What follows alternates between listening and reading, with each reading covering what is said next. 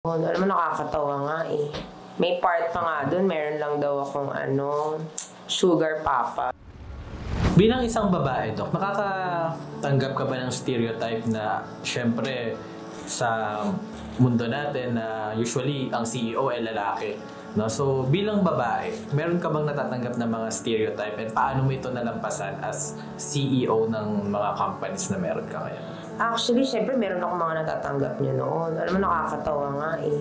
May part pa nga doon, meron lang daw akong sugar papa. May mga ganun pa ako na-encounter noon, no? Kasi nga, di ba, very unusual kasi na babae, tapos ganyan yung personality. Paano nagka-parent? Yun yung the usual question eh. Pero, syempre, again, sabi ko nga, di ba, natulungan din ako ng magulang ko na pinalago ko. Kasi nga, ito yung napagdaanan ko eh. Kumbaga, ganito din ako hinubog ng panahon, hinubog ng magulang ko na kahit babae ka, meron ka pa rin pwedeng gawin na makakatulong tayo sa ibang tao.